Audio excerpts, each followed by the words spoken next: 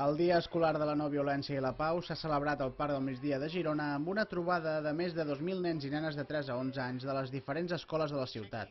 Entre Girona i Lleida sumen 6.000 petits que han plantat una flor feta per ells durant aquests darrers dies i on els seus pètals i fulles s'hi poden veure dibuixos i llegir-hi missatges per la pau. A la festa s'hi han apropat diferents personalitats que també han volgut compartir el seu desig amb els assistents.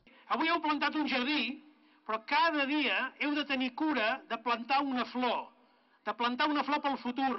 I el futur només pot ser en pau, mai amb guerres ni amb violència.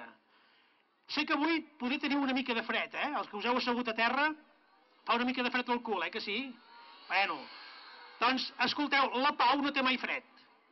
Faci fred, faci calor, recordeu-vos que la pau sempre ha de prevaldre i que cada dia, vosaltres que sou alumnes, també ens podeu ensenyar als petits i als grans que un tros de la pau del món és a les nostres mans. Tot i que alguns a l'hora de parlar a Carles Puigdemont feien aquesta cara o bé aquesta altra, de ben segur que entenien el fons del missatge de l'alcalde i el de dos nois que han pujat a l'escenari a llegir un manifest per la pau.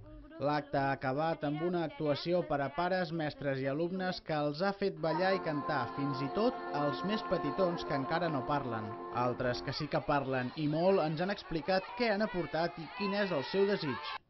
Hem portat flors i estem celebrant la pau. He ajudat els meus amics a fer unes quantes flors. Que ningú es baralli i felicitat, que tots siguin feliços. Per segon any consecutiu, més de 6.000 escolars de Girona i Lleida han celebrat aquest dia. L'any passat ho van fer amb paraigües i aquest any amb un jardí que esperem que apropi la bona olor de les seves flors a tots els racons del món.